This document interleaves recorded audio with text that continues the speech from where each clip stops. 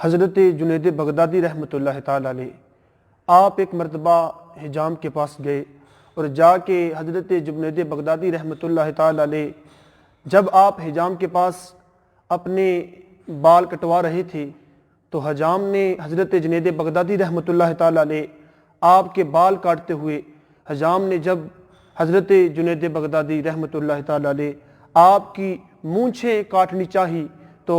حضرت جنید بغدادی رحمۃ اللہ تعالیٰ علیہ آپ کی مونچھیں جب کاٹنے آیا تو حضرت جنید بغدادی رحمۃ اللہ تعالیٰ علیہ آپ اللہ کا ذکر کر رہے ہیں، آپ ذکر الہی کے اندر مشغول ہیں، اور وہ جو حجام تھا جب اس نے دیکھا کہ حضرت جنید بغدادی رحمۃ اللہ تعالیٰ علیہ آپ کے ہونٹ ہل رہے ہیں تو وہ حجام کہنے لگا کہ اے اللہ کے پیارے بزرگوں، اے اللہ والے، یہ جو آپ کے ہونٹ ہل رہے ہیں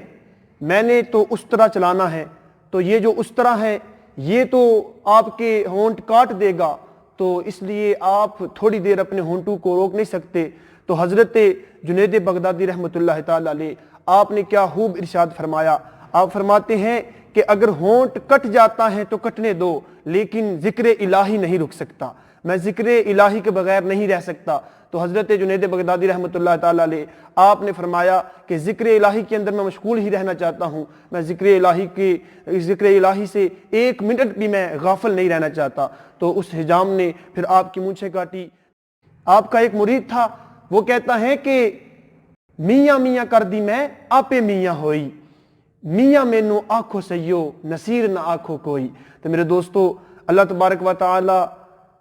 کا ذکر جو ہے اس کے اندر ہمیں مشغول رہنا چاہیے۔ میرے دوستو، ہم دنیا کے اندر جتنا بھی گھوم پھر لیں، ہم جتنا بھی پیسہ کما لیں، لیکن ہمیں لوٹ کے اللہ کی طرف ہی جانا ہے۔ جس طرح کہ اللہ تعالیٰ قرآن کے اندر فرماتا ہے کیف تکفرون باللہ وکنتم امواتا فاحیاکم ثم یمیتکم ثم یحییکم ثم الیہ ترجعون۔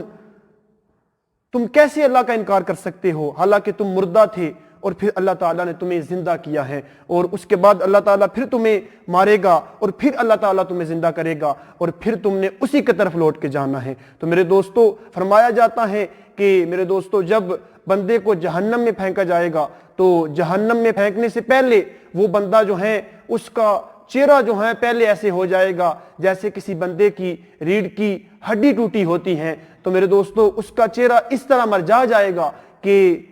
وہ بندہ اس طرح لگے گا کہ جس طرح بندے کی ریڑھ کی ہڈی جو ہے یہ ٹوٹی ہوتی ہیں۔ تو میرے دوستو، میرے اور آپ کے آقا صلی اللہ علیہ وسلم آپ نے حضرت جبرائیل علیہ السلام سے پوچھا کہ جہنم کے اندر